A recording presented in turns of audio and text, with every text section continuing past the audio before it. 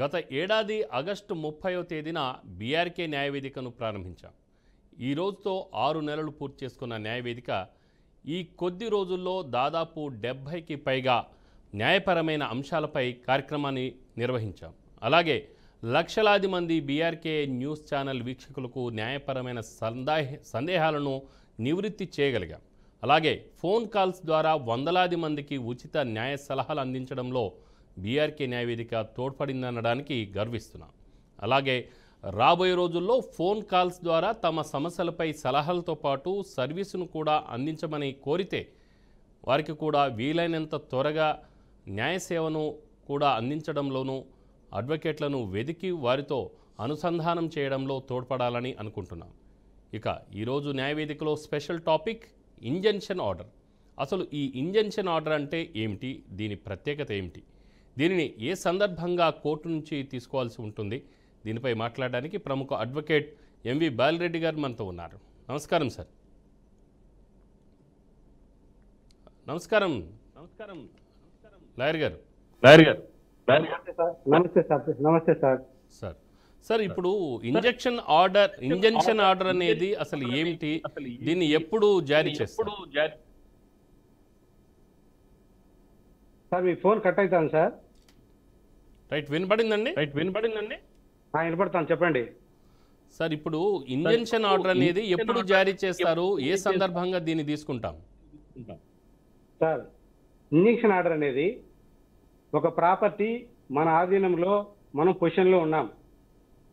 అప్పుడు ఎవరైనా third party interfere అయ్యి ఈ ప్రాపర్టీ నాది అని ఎప్పుడైనా ఇంటర్ఫియర్ అయ్యి బెదిరించడం జరిగితే అప్పుడు కోర్టును అప్రోచ్ అవుతారు. ఏ జ్యూరిడిక్షన్ అయితే ఏ ఏరియాలో ప్రాపర్టీ ఉందో ఆ ఏరియాలో సంబంధిత కోర్టులో దావా దాఖలు చేసుకుంటారు. దావా దాఖలు చేసుకొని ఆ దావాలో ఇంటర్లొకేటరీ అప్లికేషన్ అనేది ఒక ఐఏ వేస్తారు. Interim injunction order out of ఆర్డర్తో దాఖలు చేస్తారు. అవుట్ ఆఫ్ ఆర్డర్తో దాఖలు చేసిన తర్వాత కోర్టు ఏం చేస్తుందంటే దానికి సంబంధంగా ఇంజంక్షన్ ఆర్డర్కు 2,386 రూపాయలు, నోషనల్ వాల్యూ 50,000 రూపాయలకు 2,386 రూపాయలు కట్టి ఐఏ ఫైల్ చేస్తారు. దావాలో మెయిన్ ప్లెయింట్లోనేమో పర్మనెంట్ ఇంజక్షన్ వస్తుంది, ఐఏలోనేమో ఇంటర్లొకేటర్ అప్లికేషన్లో ఇంటీరియం ఇంజక్షన్ ఆర్డర్ అని చెప్పేసి అవుట్ ఆఫ్ ఆర్డర్తో చేస్తే ఆ రోజే నంబర్ అవుతుంది. జడ్జి గారు ఆ ఇంజక్షన్ ఆర్డర్తో దావాతో పాటు దానికి సంబంధించిన డాక్యుమెంట్లు పట్టాదార పుస్తకం కానీ 1B నమూనా కానీ 10(1) అడంగలు కానీ మన పొజిషన్లో ఏదైతే ఉన్నాయో ఆ దస్తావేజులతో పాటు దాఖలు చేయాలి కోర్టుకు దాఖలు చేసి, అయ్యా కోర్టు వారు జడ్జి గారిని అడగాలి, మా అనుభవంలో ఉన్నది ప్రాపర్టీ ఫలానా వ్యక్తులు వచ్చేసి మా విధంగా మాదని క్లెయిమ్ చేస్తున్నారు, మా యొక్క రికార్డునంతా పరిశీలించి మాకు ఇంటీరియం ఇంజక్షన్ మంజూరు చేయండి అని చెప్పి కోర్టును కోరుతాం. కోర్టు కోరిన తర్వాత కోర్టు అన్ని రికార్డులు పరిశీలించి ఖచ్చితంగా వీళ్ళు అనుభవంలో ఉన్నారు, వీళ్ళకి సంబంధించిన రికార్డు అంతా ఉంది. ఆ తర్వాత ఇద్దరు థర్డ్ పార్టీ అఫిడవిట్లు ఏదైతే ప్రాపర్టీ ఉందో ఆ ప్రాపర్టీ తెలిసిన వాళ్ళు ఆ ఏరియా సంబంధంగా ఇద్దరు థర్డ్ పార్టీ అఫిడవిట్లుగా దాఖలు చేస్తారు. ఏది ఈ ప్రాపర్టీ ఈ దావాదారుందే, ఎవరైతే దాఖలు చేస్తున్నారో దావాదారుడు క్లయింట్లు అతనిదే అని చెప్పేసి 2 థర్డ్ పార్టీ అఫిడవిట్లు ఇస్తే దాన్ని బేస్ చేసుకుని కోర్టు పరిశీలించి సాటిస్ఫై అయితే ప్రైమా ఫేసి కేసు, ఈ కేసులో ఖచ్చితంగా ప్రాపర్టీ వీలదే అని తేలింది కాబట్టి ఇంజక్షన్ ఇవ్వచ్చు. లేదు సరైన దస్తావేజులు లేవు అని అనుకుంటే అర్జెంట్ నోటీస్ ఆర్డర్ చేస్తుంది కోర్టు. సాటిస్ఫై కాకపోతే దాదాపు 1B నమూనా కానీ అడంగలు కానీ పట్టదార పాస్బుక్ కానీ ఎనీ డాక్యుమెంట్ రిజిస్టర్డ్ డాక్యుమెంట్ కానీ మనం పెడుతూ ఉంటే కంపల్సరీ కోర్టు వారు సాటిస్ఫై ఇంజక్షన్ ఆర్డర్ ఇస్తారు. ఎటువంటి ఆధారం లేకపోతే అర్జెంట్ నోటీస్ ఆర్డర్ చేస్తారు. అర్జెంట్ నోటీస్ ఆర్డర్ చేసిన తర్వాత ప్రతివాదికి సమన్లు వెళ్తాయి. సమన్లు తీసుకున్న తర్వాత ప్రతివాది వచ్చేసి లాయర్ను పెట్టుకొని ఏవైతే ఐఏ వేసినామో దాంట్లో కౌంటర్ వేస్తారు. వాళ్ళకి ఏదైనా హక్కు ఉంటే అలాగే సమన్లు తీసుకొని ఏం హక్కు లేకపోతే కోర్టుకు రాకపోతే ఎక్స్పార్టీ ఇంజక్షన్ వచ్చేస్తుంది, కోర్టు డిక్లేర్ అయిపోతుంది కేసు, ఇబ్బంది ఏం లేదు. ఒకవేళ హాజరైతే ప్రతివాది తన లాయర్ను పెట్టుకొని అతను 2 పక్కల వాదనలు ఉంటాడు జడ్జి ఐఏలో. ఇలా కోర్టు ఇంజక్షన్ ఇచ్చినా కూడా ప్లెయింటిఫ్కు ముందు at the time of arguments suit file చేసిన తర్వాత ఆ తర్వాత 2 పక్కల వాదనలు విన్న తర్వాత కోర్టు పర్మనెంట్ ఇంజక్షన్ వలన వద్దా అని డిసైడ్ అవుతుంది ఐఏలో. ఏదైతే ఐఏ వేసిన స్టార్టింగ్లో ఇంటీరియం ఇంజక్షన్ ఆర్డర్స్కు అప్పుడు ఆ యొక్క అయ్యే విన్న తర్వాత కేసు డిస్పోజల్ అయ్యేంత వరకు కూడా ఇంజెక్షన్ ఇవ్వచ్చని జడ్జి గారు భావిస్తే ఆటోమేటిక్గా పర్మనెంట్ ఇంజెక్షన్ ఇచ్చేస్తారు, case disposal of the suit అని. ఆ తర్వాత సెక్షన్ 89 సిపిసి అని ఒకటి ఉంది. ఎప్పుడైతే ఇద్దరు ప్రతివాదులు వాది ప్రతివాది కోర్టు కాదు లాయర్ని పెట్టుకున్నారో అప్పుడు కోర్టు వారు ఏం చేస్తారంటే ఏమైనా రాజయ్యే మార్గాలు ఉన్నాయా ఈ కేసులో అని చెప్పేసి ఇద్దరిని సెక్షన్ 89 సిపిసి కింద ఏమైనా రాజీ మార్గం ఉండాలని అడిగితే లేదంటే కనుక ఆటోమేటిక్గా ఇష్యూస్ ఫ్రేమ్ చేస్తాయి. రెండు పక్కల ట్రయల్ స్టార్ట్ అవుతుంది. విచారణ జరిగిన తర్వాత రెండు పక్కల చూసి జడ్జిమెంట్ పాస్ చేస్తారు. ఇది మాత్రం ఇంజెక్షన్ ఆర్డర్ మాత్రం 2,386 రూపాయలు కట్టాలా. నోషనల్ వాల్యూ వచ్చేసి 50,000. ఇంతకుముందు ప్రీవియస్ గా 10,000 చూపించేవాళ్ళం నోషనల్ వాల్యూ, దానికి 786 రూపాయలు మాత్రమే కట్టేవాళ్ళము. ఈ మధ్య ప్రతి ఒక్క దావాలో 50,000 నోషనల్ వాల్యూ వేసి 2,386 రూపాయలు కోర్టుకు చెల్లిస్తున్నాం సార్ ఫీజు. ఒకవేళ దీంట్లో 3 రకాలు ఉన్నాయి. ఒకటి పార్టీషన్ సూట్, అంటే దయాదు అన్నదమ్ములు దావాకు మా కోర్టుకు పోవాలా, అన్నో తమ్ముడు భాగం పంచీలా ప్రాపర్టీ.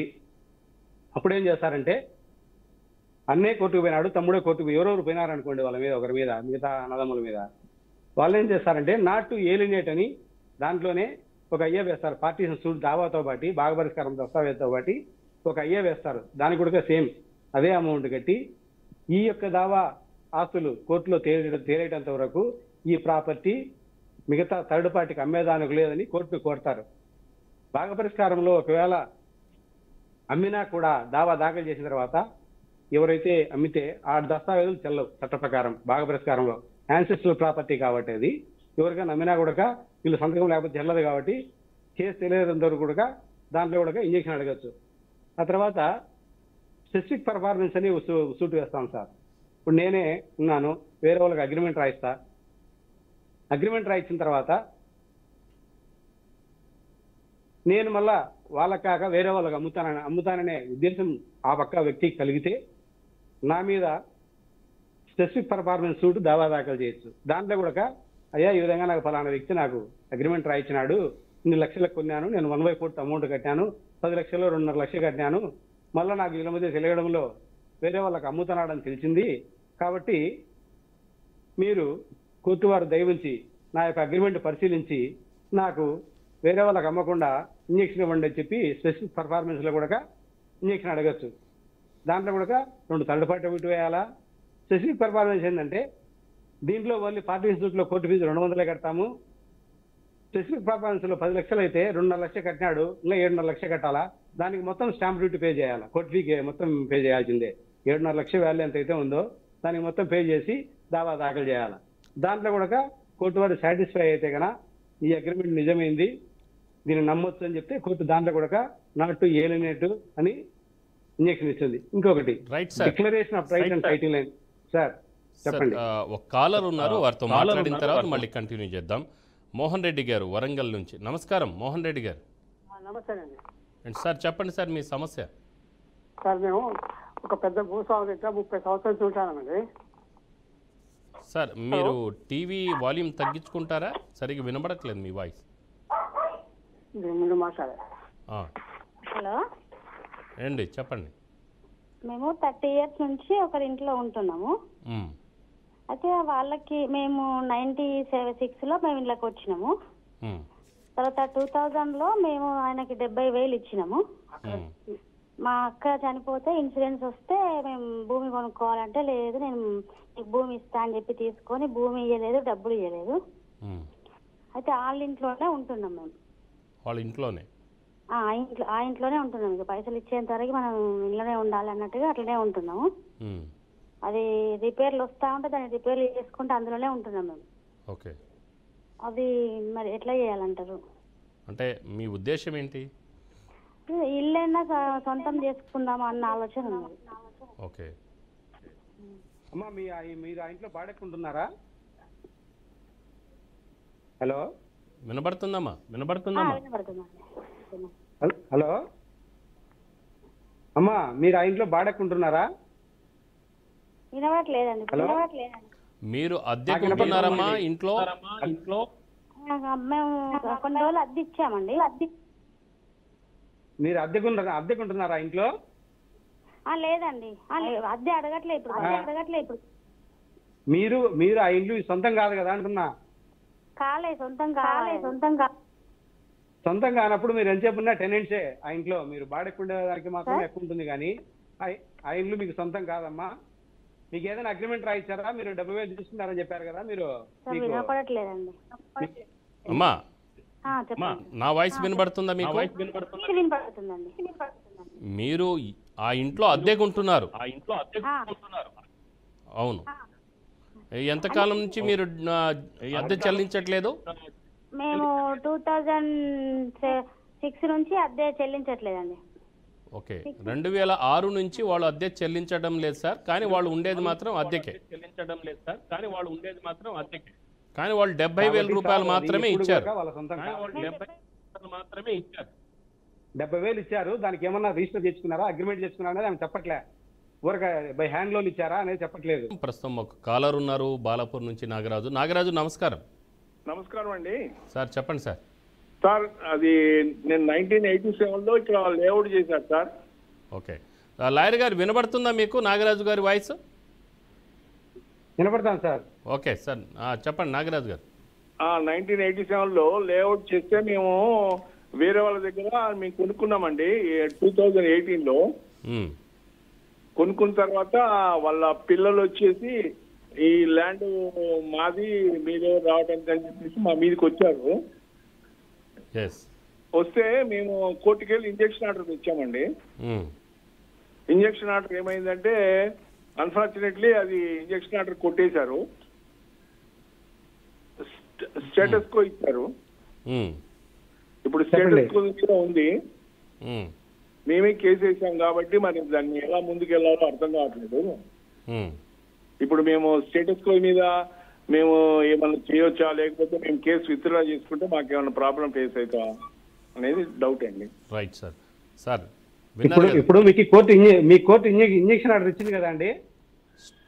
ఇంజక్షన్ ఆర్డర్ని రద్దు చేసి స్టేటస్ కో ఇచ్చింది. అవునండి. స్టేటస్ కో ఇచ్చినా కూడా ఏది స్టేటస్ కో అంటే ప్రస్తుతం ఏదైతే మనము బిల్డింగ్ కన్స్ట్రక్షన్ జరుగుతున్నా కానీ జరగకపోయినా ఎట్లుండేది అట్లే ఉండాలి. దాని మార్పులు చేర్పులు చేయడం అనేది స్టేటస్ కో ఆర్డర్. ఒకవేళ స్టేటస్ కో ఆర్డర్ ఎవరు వయలేట్ చేసినా కూడా కంటెంప్ట్ ప్రొసీడింగ్స్ చేసుకోవచ్చు కోర్టులో. కోర్టు ధిక్కరణ చర్యలు తీసుకోవచ్చు సార్. మీరు విత్డ్రా చేసుకోవాల్సిన అవసరం లేదు కదా. మీ ప్రాపర్టీ కొన్నప్పుడు రైట్ రాయల్గా మీరు విత్డ్రా చేసుకోవాల్సిన అవసరం లేదు. కేసు ట్రయల్ జరిపి విచారణ జరిపి తొందరగా డిస్పోజ్ చేసుకోండి. మీరు కొన్నారు కదా, ఇబ్బంది ఏముంది దానికి? హలో,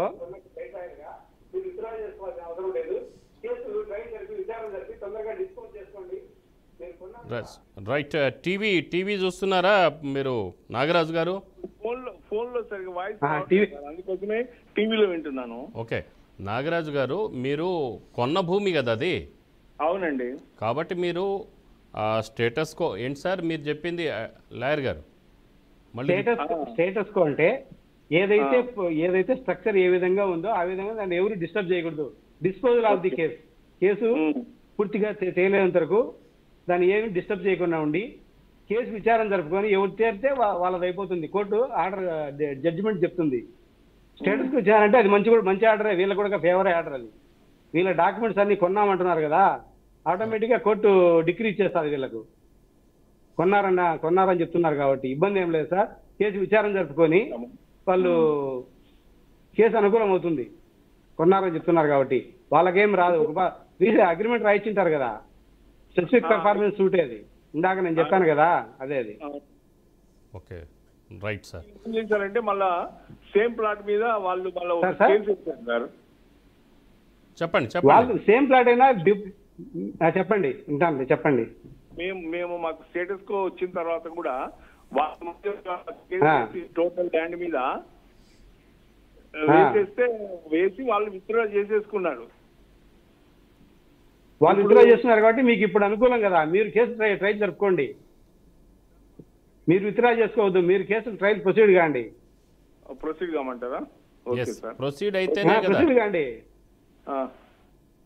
ఎందుకంటే వాళ్ళకు మైనస్ పాయింట్. వాళ్ళు విత్డ్రా చేసుకున్నారంటే వాళ్ళకు కేసు మైనస్ కాబట్టి వాళ్ళు విత్డ్రా చేస్తున్నారు. మీరు విత్డ్రా చేసుకోవాలి. మీరు proceed the case and complete the trial. Complete చేసుకొని జడ్జిమెంట్కి తొందరగా జరుపుకోండి. మీ లాయర్కు చెప్పేసి తొందరగా. లాయర్లు కూడా కోఆపరేట్ చేయాలి ఈ విషయాలు, ఇట్లాంటి విషయాల్లో లేట్ చేయకూడదు. Right sir. అది సార్. ఓకే సార్, మరో కాలర్ ఉన్నారు శ్రీనివాస్ గారు నారాయణపేట నుంచి. శ్రీనివాస్ గారు చెప్పండి సార్. హలో, నమస్కారం సార్. నమస్కారం అండి. సార్, ఇది ఒక 6 నెలల క్రితము సమాన హక్కు చట్టం కింద మా మిసెస్ వాళ్ళ తల్లిగారి పైన కేసు వేయడం జరిగింది. సమాచార హక్కు అండి, సమాన హక్కు చట్టం? సమాన హక్కు చట్టం కింద. సమాన ఆస్తి హక్కు చట్టం కదా? ఆస్తి హక్కు పార్టీషన్ సూట్ భాగ పరిష్కారం కేసు లేదండి అది. ఓకే, చెప్పండి సార్, చెప్పండి. అయితే సార్ ఇప్పుడు ఇది అంటే ఆ కేసులో ఇంజక్షన్ ఆర్డర్ కూడా తీసుకోవడం జరిగింది. అయితే ఇప్పుడు మా డౌట్ ఏంటంటే సార్, ఇప్పుడు ఇంజక్షన్ ఆర్డర్ ఎంత వరకు నడుస్తుంది, దీనికన్నా కాల పరిమితి ఉంటుందా? రెండవది వచ్చేసి ఈ ఆస్తి హక్కు కింద మనం కేసు వేసాం కాబట్టి ఎన్ని నెలల్లో మనకు తేలే అవకాశం ఉన్నది. అయితే ఇందులో ఏంటంటే మా మిస్టేక్ తప్ప మిగతా పార్టీలు కూడా ఎవరు ఇందులో ఇన్వాల్వ్ కాలేదు. తను ఒకటే వాళ్ళ మదర్ మీద వాళ్ళ బ్రదర్ మీద ఆస్తిలో భాగం కావాలని చెప్పేసి తను కేసు వేయడం జరిగింది. సార్ నేను చెప్తాను వినండి. భాగ పరిష్కారం కేసు వేసేటప్పుడు ఎవరైనా ఒక ఆస్తి మీద అది పెద్దలు సంపాదించిన యాన్సెస్ట్రల్ ప్రాపర్టీ అంటే పూర్వ పెద్దలు సంపాదించిన ఆస్తి అయితే అటు తల్లి తరపున కానీ ఇటు మిగతా తండ్రి తరపున కానీ ఎంతమంది కొడుకులున్నా దాయాదులున్నా అందరినీ పార్టీలుగా చూపించి ప్రతివాదులుగా చూపించి దావా దాఖలు చేయాలా. ఒక్కరినే చూపించి దావా దాఖలు చేస్తే ఆ కేసు నిలబడదు. ఆ కేసు మీద ఎవరికైతే ఆ ప్రాపర్టీ మీద హక్కు ఉందో మీ అన్నదమ్ములు కానీ అటు వాళ్ళకి ఎవరైనా సంబంధం ఉంటే కూడా వాళ్ళందరినీ కూడా దాంట్లో ప్రతివాదులుగా చూస్తా. లేదు అది తల్లిగారు స్వార్జితము ఆయన సొంతం సంపాదించుకున్న ఆస్తి అయితే చూపించాల్సిన అవసరం లేదు. భాగ పరిష్కార దస్తావేజు భాగ పరిష్కారం కేసు అంటే మొత్తం యాన్సెస్ట్రల్ ప్రాపర్టీ పూర్వ పెద్దల నుంచి సంక్రమించినటువంటి ఆస్తి అయితే దాంట్లో అందరినీ పార్టీలుగా చూపించాలా, ఖచ్చితంగా చూపించాలి. చూపించకపోతే కేసు నిలబడదు. లేదు స్వార్జితం అనేట్టుకుంటే కదా అవసరం లేదు. మీరు అది పెద్దలు సంపాదించిన ఆస్తి అంటారా, మీ తల్లిగారి నుంచి వచ్చిన ఆస్తి అంటారా? ఇది వాళ్ళ ఫాదరు తన కష్టార్జిన తోటి సంపాదించుకున్న ఆస్తి సార్. ఇది వాళ్ళ ఫాదరు, ఆయన చనిపోయాడు. చనిపోతే అందరికి ఎక్కువ వస్తుంది సార్. అయితే చనిపోయిన తర్వాత మనం కౌంటర్ ఫైల్ చేసినప్పుడు అందులో ఎవరైతే భాగస్వాములు ఎవరైతే ఉంటారో అందరినీ కూడా ఇన్వాల్వ్ చేశారా? ఓకే, మంచిది. అందరిని ఇన్వాల్వ్ చేశాము. అయితే మా మామగారు చనిపోయేటప్పుడు ఒక ఇల్లు 2 ఓపెన్ ప్లాట్స్ ఉన్నవి. అయితే ఇల్లు మాత్రం ఎవరి పేరు మీద రాలేదు, ఆయన పేరు మీద ఉంది, చనిపోయిండు. తర్వాత 2 ఓపెన్ ప్లాట్లలో ఒక ఓపెన్ ప్లాట్ మా అత్తగారి పేరు మీద ఉన్నది, ఇంకొక ఓపెన్ ప్లాట్ మా బావమరిది పేరు మీద ఉన్నది. సో వీటన్నిటి మీద కూడా ఈ సమాన హక్కు అన్నది ఆడపిల్లలకు కూడా ఉంటుందా, అంటే మా మిస్సెస్ కూడా ఉంటుందా? ఉంటుంది. ఇప్పుడు ఆయన బతికుండగా ఎవరికి ఏం రాసేవలేదు కదా. మొత్తము ఆయన బతికుండగా ఎవరికి లేదు సార్, పంపకాలు ఏం కాలేదు. పంపకాలు కానప్పుడు ఆయన చనిపోయినాడు కాబట్టి చనిపోయిన ఆస్తి మీద అయితే ఖచ్చితంగా హక్కు వస్తుంది. దాంట్లో మీ బామార్దులు ఉండాలంటారు కాబట్టి వాళ్ళకు కూడా రైట్ ఉంటుంది, ఈక్వల్ షేర్ వస్తుంది. అది సార్, ఈక్వల్ షేర్ వస్తుంది. Right sir. మరో కాలర్ ఉన్నారు చిన్నపరెడ్డి గారు కరీంనగర్ నుంచి. చిన్నపరెడ్డి గారు చెప్పండి సార్. సార్ చెప్పండి. నాది కరీంనగర్ లో ఒక ఇల్లు ఉండే సార్. ముందు కొంచెం బాగా ఉన్నాను, వెనుక బాగా ఉంటుంది. నా కొడుకు నా భార్య ఉండేవాళ్ళు. నేను హైదరాబాద్ లో బిజినెస్ ఇచ్చేవాడిని. 2016 నేను బిజినెస్ స్టార్ట్ చేసి మా భార్యని హైదరాబాద్ పిలిపించుకున్నాం. మా పెద్ద కొడుకు ఉండేవాడు. వాడు ఏం చేశాడు, 2016 ఫేక్ సిగ్నేచర్ పెట్టి మొత్తం మ్యానిపులేట్ చేసి వేరే వాళ్ళ బ్యాంక్ లో ఒకరికి విశ్లేషణ చేసి బ్యాంక్ లో 46 లక్షలు లోన్ ఇచ్చేశారు. తర్వాత నాకు తెలిసినాక నేను అప్రోచ్ అవుతే అది అలా కేసు పెండింగ్ లోనే ఉంటుంది సార్. ఇది కరోనా తర్వాత నా కాలు చేతులన్నీ పడిపోయినాయి. వ్యాక్సిన్ తీసుకున్నాక మూమెంట్ అనేది ఏం లేదు నా బాడీకి. నాకేమన్నా పరిష్కారం చెప్తారేమో అని ఆశపడుతున్నా సార్. పెద్దయినా మీరు హౌస్ మీ సొంతమా, మీ స్వార్జితమా? అది కష్టార్జితం సార్. కష్టార్జితం. స్వార్జితమే కదా? ఆ? అవును అదే అవును స్వార్జితం అంటే మీరు సంపాదించిందే కదా ఆస్తి అది. అవునండి నేను అవును. సంపాదించి నేను కొన్నదే సార్. మరి లోన్ వాళ్ళు ఎట్టిచ్చారు? బ్యాంక్ వాళ్ళు ఎట్టిచ్చారు మీ సంతకాలు లేకుండా? అదే సార్, ఫేక్ సిగ్నేచర్ మీద లోన్ ఇచ్చేశారు. నేను మీరు ఏం కంప్లైంట్ చేస్తారంటే చెప్పండి. కంప్లైంట్ చేశారా? కంప్లైంట్ చేశారు సార్. 3-4 years అయింది. బ్యాంకర్స్ వచ్చి దాన్ని పోస్ట్పోన్ చేసుకుంటూ వస్తున్నారు. బ్యాంకర్స్ అందులో ఇన్వాల్వ్ ఉన్నారు సార్. మీరేం చేస్తారంటే ఆ, కంప్లైంట్ తో పాటు బ్యాంకు సంబంధంగా అంబుడ్స్మన్ అని ఒకటి ఉంటుంది. అంబుడ్స్మన్ అని ఈ విధంగా బ్యాంక్ వాళ్ళు వితౌట్ మై కన్సెంట్ నీకు సంబంధం లేకుండా మా కొడుకుతో ఈ విధంగా సంతకాలు తీసుకొని పొద్దురు చేసి ఈ విధంగా బ్యాంక్ వాళ్ళు కొల్లుడయ్యి సంతకాలు తీసుకొని బ్యాంక్ లోన్ ఇచ్చారు, నా సంతకాలు పొద్దురు చేసి అని అంబుడ్స్మన్ కు పెట్టండి.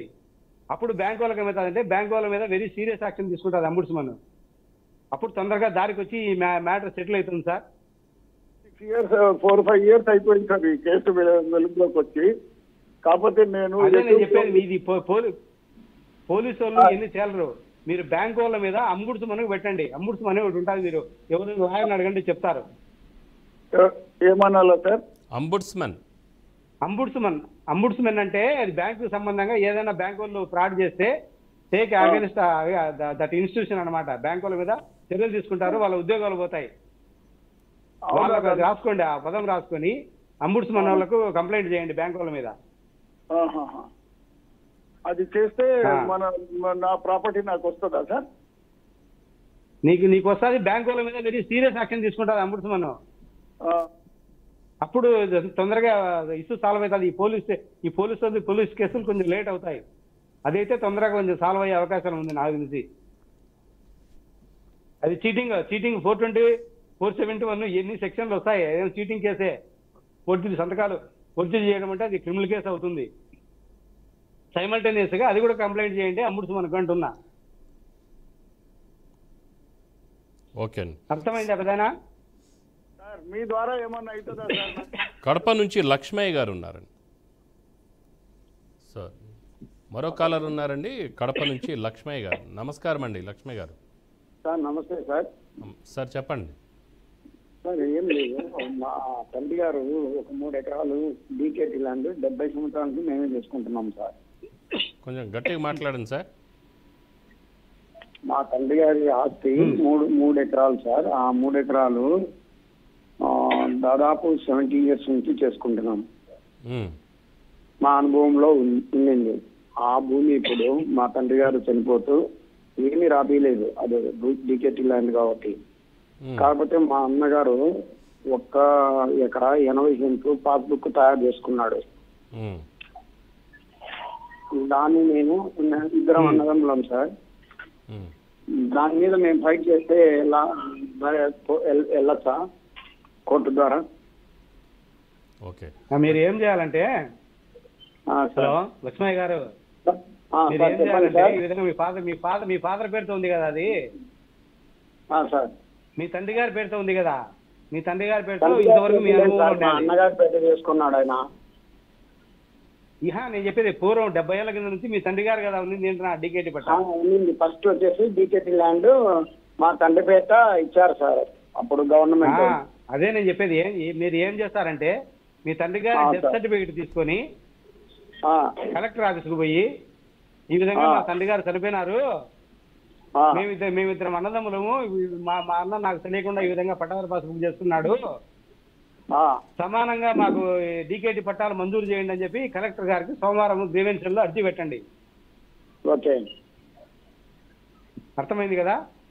మా తండ్రి గారు చనిపోయినందువలన మా అనుభవంలో ఉన్నది కాబట్టి డీకేటీ పట్ట మాకిద్దరికి సమానమైన ఇద్దరికి డీకేటీ పట్టాలు మంజూరు చేయండి అని చెప్పి కలెక్టర్ గారికి కడప గ్రీవెన్స్లో అర్జీ పెట్టండి, సరిపోతుంది. ఇప్పుడు పాస్బుక్ కూడా తయారు చేసుకున్నాడు సార్ మా అన్న. తయారు చేసుకున్నా మీరు అర్జీ పెట్టిన తర్వాత పలకపోతే హైకోర్టులో రిట్ వేసుకోవాలా. ఈ కోర్టులో ఏం లాభం పలకరు. హైకోర్టులో రిట్ వేసుకుంటే మీకు తొందరగా అది పాసిబిలిటీ ఉంటుంది.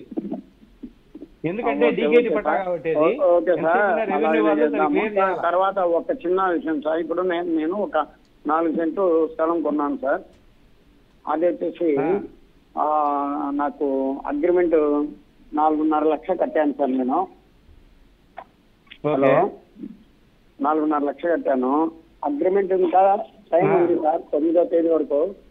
అది లోన్ పెడితే బ్యాంక్ లోన్ రాలేదు సార్. కొంచెం ఎక్స్టెన్షన్ అంటే చెప్పండి. 4 సెంట్లు స్థలం కొన్నాను సార్ 18 లక్షలకి. కొన్నారు. మీరు ఉద్యోగం చేస్తారా? జాబ్ మీరు చేస్తాను ఎంప్లాయా? Medical and health agreement department మీద సార్. కూడా లోన్ అగ్రిమెంట్ మీద కూడా లోన్ ఇస్తారే బ్యాంక్? హౌస్ లోన్ ఇల్లు కట్టేట్టుకుంటే ఇస్తారు. అదే ఇచ్చాము. నాకు ఏజ్ తక్కువ ఉంది సార్, 60 వచ్చేసాయి మనకు. 2 ఇయర్స్ ఉందని కొంత లేట్ అవుతుంది సార్. ఇస్తామంటున్నారు కానీ కొంత లేట్ అవుతుంది, 1 మంత్.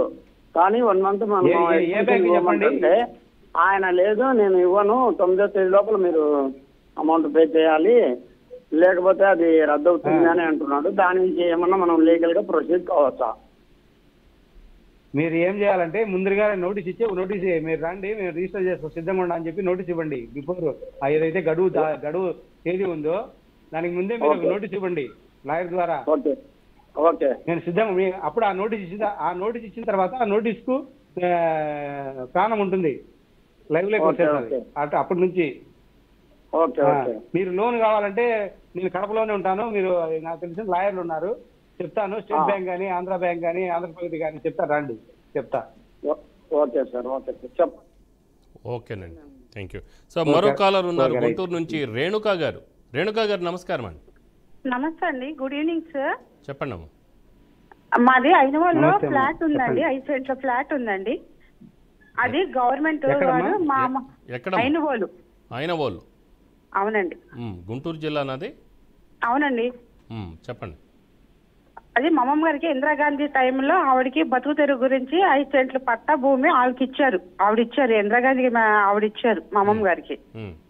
ఆ పట్టా అండి అది ఉంటే మేమేంటి, మా నాన్నగారు పని నిమిత్తం మేము వేరే ఊరు వెళ్ళి అక్కడ చేసుకుంటుంటే మా అమ్మగారు వాళ్ళ చిన్నాన్న కొడుకులు కబ్జా చేసేసి దాన్ని ఆక్రమించుకొని మీకు తిక్కున్నట్టు చెప్పుకోండి, ఎవరో చెప్పుకుంటారో చెప్పుకోండి అని చెప్పేసి మమ్మల్ని కొట్టి హింస పెట్టారు. అది మేమేం చేసాం, కోర్టుకి వేసామండి. మొన్న 2022లో కోర్టుకి ఇచ్చాం. అప్పటి నుంచి వాయిదా జరిగి ఇప్పుడు దాకా ఇప్పుడు ఏం వచ్చిందంటే పై కోర్టుకి వెళ్ళండి, ఇక్కడ ఏం లేదు మీకు అని చెప్పేసి అంటున్నారండి. అంటే పై కోర్టులు అంటే డిస్ట్రిక్ట్ కోర్టుకి ఇప్పుడు దాకా అంటే జరిగిందంతా వేస్ట్ అవుతుందా, లేకపోతే వాళ్ళు ఏమైనా లంచాలు కట్టి ఏమైనా చేస్తున్నారా, మాకు వస్తుందా రాదా అని మాకు డౌట్ గా ఉంది సార్. రైట్, ఒక డౌట్ అయితే ఉందండి. చెప్పండి సార్. అమ్మా, చెప్పండి సార్. దావా దాఖలు చేసినారు కదా కోర్టులో. అవునండి. కోర్టులో ఒకటి PDM principal junior civil judge court అని, సబ్ కోర్టు అని, జిల్లా కోర్టు అని 3 ఉంటాయి. అవునండి. మీరు ఏ కోర్టులో దావా మీరు వేసిన కేసు మీకు అనుకూలంగా వచ్చిందా, వ్యతిరేకంగా వచ్చిందా? అది ఇక్కడ కోర్టు ఏం జరగలేదండి, వాయిదాలకు మాత్రం తిరిగాము. రేపు రండి, ఎల్లుండి రండి అంటే శనివారం వాయిదాలు వేశారండి. ఇప్పుడు దాకా ఆ వాయిదాలు అయిపోయిన తర్వాత శనివారం కోర్టు జరగదమ్మా, సోమవారం నుంచి శుక్రవారం వరకే కోర్టు జరుగుతుంది. మిమ్మల్ని లాయరు తప్పుదారి పట్టిస్తున్నాడు. ఇంకొక పాయింట్ చెప్పారు, మీరు ఇంతకుముందు మా మీద దాడి చేసి కొట్టినారని. మీరు దాడి చేసి కొట్టినప్పుడు పోలీస్ కంప్లైంట్ ఇచ్చినారా? ఇచ్చినామండి. ఇస్తేనేమో వాళ్ళు పోలీసు వాళ్ళు కూడా మాకు రెస్పాండ్ అవ్వలేదండి. వాళ్ళ పక్కే నుంచొని వాళ్ళ పక్కే మాట్లాడి 307 పడాల్సిన కేసుని దుమ్మి కేసు పెట్టారు సార్. మీరేం చేయాలంటే, మీకు ఇంజురీస్ అయినప్పుడు హాస్పిటల్ అడ్మిట్ అయినారా? అయ్యామండి. ఉడ్ రిపోర్ట్ కూడా మాకు ఇవ్వలేదండి. మేము సార్ మాకు ఉడ్ రిపోర్ట్ కూడా ఇవ్వకుండా హాస్పిటల్ అడ్మిట్ అయితే ఆ రికార్డు తీసుకొని పోయి ఇప్పుడు హైకోర్టులో కూడా పోలీసు వాళ్ళను ప్రతివాదులుగా చేర్చి ఒక రిట్ వేయండి. ఈ విధంగా చేస్తున్నారు అని ఒక రిట్ వేయండి హైకోర్టులో. పోలీసు వాళ్ళను ప్రతివాదులుగా చేర్చి వాళ్ళను ఒక రిట్ వేయండి, యాక్షన్ ఇమీడియట్లీ ఉంటుంది. ఎందుకంటే రిపోర్ట్ కూడా ఇవ్వలేదంటున్నారండి. ఇందాక చెప్పారు. ఎంతకాలం అయిందండి మీకు, మిమ్మల్ని వాళ్ళు కొట్టి ఎంతకాలం అయిందండి? 2022 ఏప్రిల్ 14 జరిగింది 22 సార్. ఏమండి కంప్లైంట్ recently, మీరు హాస్పిటల్లో జాయిన్ అయినప్పుడు ఒక పేపర్ ఇస్తారు కదమ్మా, ఆ ప్రిస్క్రిప్షన్ ఏదో ఉంటుంది కదా, అడ్మిషన్ దాని మీద అడ్మిషన్ బిల్లు ఉంటుంది కదా, అడ్మిషన్ కార్డు. అంటే అడ్మిషన్ మేము కార్డు. గవర్నమెంట్ హాస్పిటల్ జాయిన్ అయ్యామండి. వాళ్ళు అన్నారండి మీ కోర్టు సబ్మిట్ చేస్తామండి, మీకు సంబంధం లేదు అన్నారండి. ఇదేంటి? అమ్మా మీరు కనీసం మామూలుగా ప్రిస్క్రిప్షన్ కోర్టు కూడా తీసుకోవచ్చు. Sir sir. ఒకటి సార్, నేను ఫెయిర్ గా చెప్తున్నాను. వీళ్ళకి ఇందాక ఆమె ఒక మాట చెప్పింది, శనివారం వాయిదాలు అని చెప్తుంది. శనివారం వాయిదాలు ఉండవు, ఎప్పుడున్నప్పుడు సోమవారం శుక్రవారం ఉంటాయి. మీ లాయర్ను గట్టిగా విచారించి మీరు చేస్తారా చేయరని, కావాలంటే లాయర్ మార్చుకోండి. ఎందుకంటే అందరూ లాయర్లు ఫెయిర్ గా ఉంటారని నేను చెప్పను. కాబట్టి మీరు శనివారం వాయిదా ఉంటుంది అన్నమాట అబద్ధం. నేను పక్కా చెప్తాను. నేను 22 సంవత్సరాల నుంచి ప్రాక్టీస్ చేస్తున్నా. శనివారం వాయిదాలు ఉండవు. మీరు శనివారం ఉండదమ్మా, నేను చెప్తున్నాను. అంటే మీ లాయర్నే మీరు కలుస్తున్నారమ్మా? కనుక్కుంటే వాయిదా ఇచ్చారని మెజిస్ట్రేట్ ఉండరు, లాయర్లు ఉండరు, ఎవరు సపోర్ట్ వారు ఎవరు అక్కడ బెంచ్ దగ్గర కూడా పిలవట్లేదండి. ఏముండదు, కానీ మీ లాయర్ మాత్రం శనివారం వేశారు అని చెప్తున్నాడు, అంతేనా? అంతేనండి. సో మీ లాయరే పెద్ద దొంగ. ఆయన మార్చేసేయండి ఆయన వెంటనే. చెప్పేది అదే. సరే సార్ మార్చేయండి. మీ నంబర్ అయితే మా వాళ్ళు తీసుకుంటారు కదా, దాన్ని బట్టి ఒకవేళ మీకేమైనా లాయర్ కావాల్సి ఉంటే అక్కడెక్కడైనా మేము అరేంజ్ చేసే ప్రయత్నం చేస్తామమ్మా మీకోసం. సరే సార్. అది మరి మీకు ఫోన్ చేయాలంటే మళ్ళీ ఏ నెంబర్ ఫోన్ చేయాలి, ఎలా కాంటాక్ట్ అవ్వాలి తెలియలేదు సార్. ఇదే నంబర్ స్క్రీన్ మీద కనబడుతుంది కదమ్మా టీవీలో? అవునండి, స్క్రీన్ మీద కనబడుతుందిగా. ప్రతిరోజు అంటే సోమవారం నుంచి శుక్రవారం వరకు ప్రతిరోజు సాయంత్రం 5 గంటలకి ప్రోగ్రామ్ ఉంటుంది. ఓకే అమ్మా. సార్ మరో కాలర్ ఉన్నారు సార్, రాజేష్ గారు గుంటూరు నుంచి. నమస్కారం రాజేష్ గారు. సార్ నమస్తే సార్, పిడుగురాళ్ళ నుంచి మాట్లాడుతున్నానండి నేను, పల్నాడు జిల్లా. చెప్పండి. యాక్చువల్గా మాకేంటంటే మాకు 3 తాతయ్యలండి. మా సొంత తాతయ్య చిన్నప్పుడే చనిపోయారు.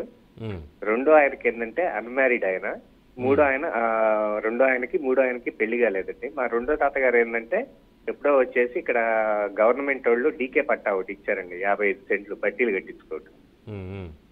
అయితే ఏమైందంటే కాలక్రమంలో మా తాతయ్యకి అంటే మా ఫాదర్కి ఆయన బాబాయ్ అవుతారు.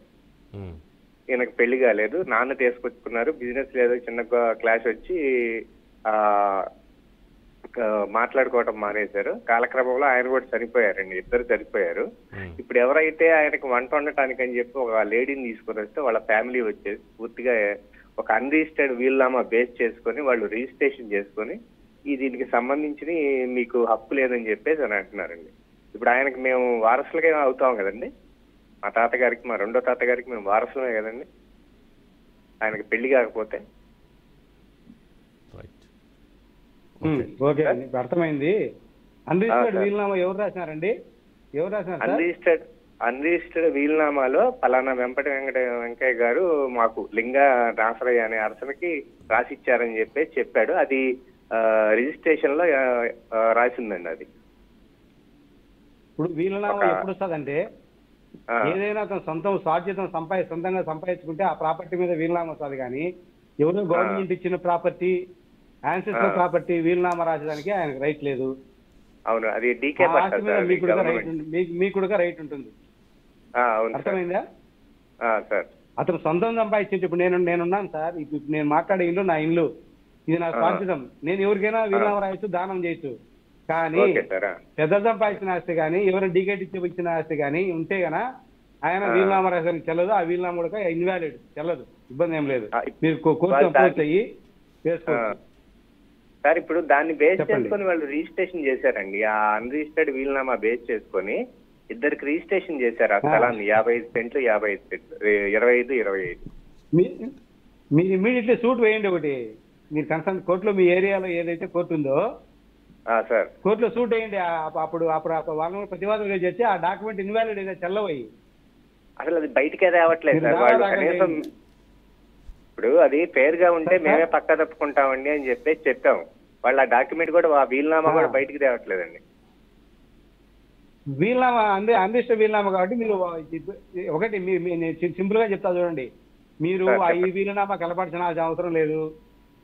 రిజిస్టర్ చేశారంటున్నారు కదా, డాక్యుమెంట్ సబ్ రిజిస్టర్ ఆఫీస్ పోయి తీసుకోండి. సబ్ రిజిస్టర్ ఆఫీస్ లో ఎవరికైతే రిజిస్టర్ డాక్యుమెంట్లు ఉంటాయి దాంట్లో ఫలానా వీలునామా ద్వారా మాకు వచ్చిందని రాసింటారు. దాన్ని బేస్ చేసుకొని మీరు దావా దాఖలు చేయండి. ఓకే సార్, మీకు అర్థమైందా? ఆ వీలునామా మీకు ఏం ఉండాల్సిన అవసరం లే. ఏదైతే ఎవరికైతే రాయించారని చెప్తున్నారు కదా, అది ఎక్కడ కూడా అంటే కంపల్సరిగా నకల్లో ఉంటుందా సార్? డాక్యుమెంట్ వీలునామా అటాచ్ చేసే ఇస్తారా రిజిస్ట్రేషన్ కి? కంపల్సరీ దాంట్లో కనపరుస్తారు. ఫలానా వీలునామా ద్వారా నాకు సంక్రమించిన ఈ ఆస్తి నీకు ఈ రోజు రిజిస్టర్ చేస్తున్నానని చెప్పి కంపల్సరీ దాంట్లో రాస్తారు. అది ఎందుట్లో లేదండి, ఎందుకంటే మేము సర్వే నెంబర్ మీద సార్ ఆ సర్వే నెంబర్ మీద డాక్యుమెంట్స్ తీసుకున్నాము. నకళ్ళు తీసుకోవాలా? నకళ్ళు అంటే నకళ్ళు తీసుకోలేదండి, రిజిస్ట్రేషన్ కాగితాలు అయితే తీసుకున్నాం మేము. ఇప్పుడు దీని మీద నేను ఎప్పుడైనా వేయొచ్చా సార్?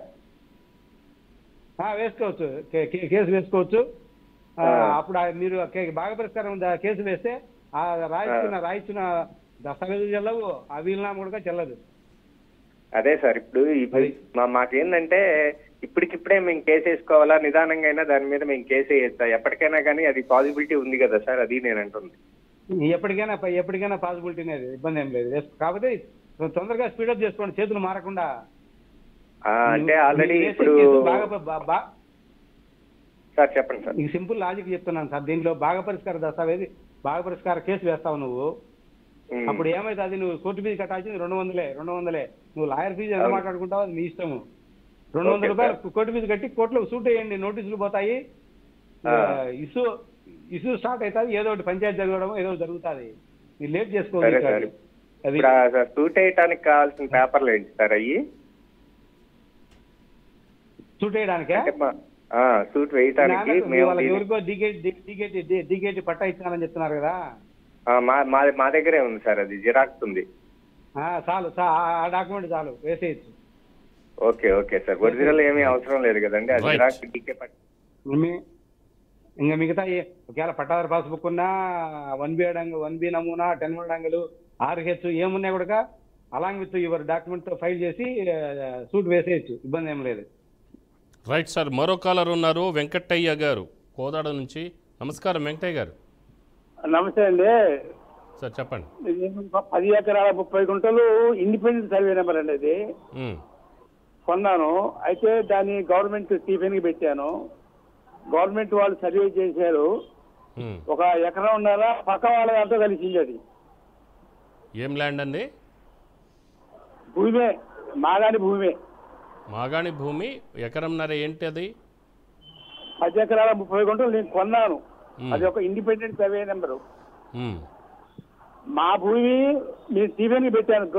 గవర్నమెంట్ స్టీఫెన్ పెట్టి సర్వే కొలిచిండు, కొలత కొలిచాడు. ఇప్పుడు ఏమైంది అసలు? సమస్య ఏంటి అసలు? సమస్య ఏంటి? 1 ఎకరన్నర పక్కవాడి దాంతో కలిసింది నా భూమి. నా సర్వే నెంబర్ లో భూమి పక్కవాడి దాంట్లో ఉన్నది స్టీఫెన్ ప్రకారం. ఇప్పుడు దాన్ని నేను స్వాధీనం చేసుకోవడం ఎట్లా?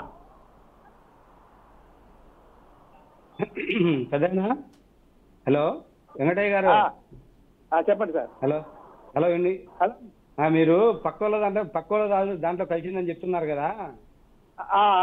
హలో, అవును సార్. పక్కల దాంట్లో కలిసింది అన్నప్పుడు సర్వే రిపోర్ట్ ఏమి ఇచ్చారు? కూడా ఎకరన్నర భూమి పక్క దాంట్లో ఉందనే సర్వే రిపోర్ట్ ఇచ్చాడు సర్వేయర్, గవర్నమెంట్ సర్వేయర్ ఇచ్చారు కదా. ఇచ్చారు. హలో, ఇచ్చారు. ఆ సర్వే బేస్ చేసుకొని నువ్వేం చేయాలంటే కోర్టులో దావా దాఖలు చేయొచ్చు. కోర్టులో దావా చేయాలా? ఒక దావా చెప్తాను వినండి. ఒకటి దావా దాఖలు చేయొచ్చు. ఏమని? ఈ విధంగా 10 ఎకరాల 30 గుంటలు ఫలానా దగ్గర కొన్నాను, ఈ ఒక ఎకరా ఇంత చిల్లర వేరే వాళ్ళు ఆక్రమించి వాళ్ళ అనుభవంలో ఉంది. అది వాళ్ళ అనుభవంలోనే ఉంది. అప్పుడు ఏం చేయాలంటే రికవరీ ఆఫ్ పొజిషన్ వేసుకోవాలా. ఆ ఎకరా 30 సెంట్ల ఎకరా చిల్లర ఎంతో రికవరీ ఆఫ్ పొజిషన్ కు declaration of right and title వేసి డిక్లరేషన్ అడుగుతూ రికవరీ ఆఫ్ పొజిషన్ ఆ 2 రిలీఫ్స్ అడిగి కోర్టులో దావా దాఖలు చేయాలా. లేదు నువ్వు పోలీస్ కంప్లైంట్ ఇచ్చి పోలీస్ కంప్లైంట్ ఇచ్చి ఏది సర్వే ఇచ్చి రిపోర్ట్ బేస్ చేసుకొని పోలీస్ కంప్లైంట్ ఇచ్చి పోలీస్ వాళ్ళ ద్వారా అయినా నువ్వు స్వాధీనం చేసుకో. 2 రిలీఫ్స్ ఉన్నాయి నీకు, ఏదైనా చేసుకోవచ్చు. ఒకటి recovery of position declaration, 2 police complaint ఇచ్చి ఆ సర్వే రిపోర్ట్ బేస్ చేసుకొని అదైనా చట్టబద్ధంగా నువ్వు చేసుకోవచ్చు, కేసు కట్టించే వాళ్ళ మీద. ఈ 2 రిలీఫ్స్ ఉన్నాయి, నువ్వు ఏది కావాలంటే చేసుకోవచ్చు. ఇంజక్షన్ ఆర్డర్ తీసుకోవచ్చా? రికవరీ నీ అనుభవం లేదు, నీకు ఇంజక్షన్ ఇవ్వరు. ఇంజక్షన్ ఇవ్వరా? వాళ్ళ అనుభవంలో ఉన్నదని చెప్తున్నాను, వాళ్ళ అనుభవంలో ఉన్నదని ఎప్పుడు నీకు ఇంజక్షన్ ఇవ్వరు. రికవరీ ఆఫ్ పొజిషన్ డిక్లరేషన్ అంటే మీ సొమ్ము మీకు వచ్చే విధంగా ఏమండి వెంకటయ్య గారు, మీ ఆస్తి మీకు వచ్చే విధంగా రికవరీ ఆస్తి పలను అది వేసుకోవాలా, లేదా పోలీస్ కంప్లైంట్ ఇచ్చి పోలీసుల ద్వారా స్వాధీనం చేసుకోవాలా. రైట్ సార్, అది సార్. సో మొత్తానికైతే ఇంజెక్షన్ ఆర్డర్ మీద ఈరోజు మరి చాలామంది చాలా కాల్స్ అయితే వచ్చాయి. వాళ్ళకి కావాల్సిన ఇన్ఫర్మేషన్ కూడా ఇచ్చినందుకు ధన్యవాదాలు. ఇంకా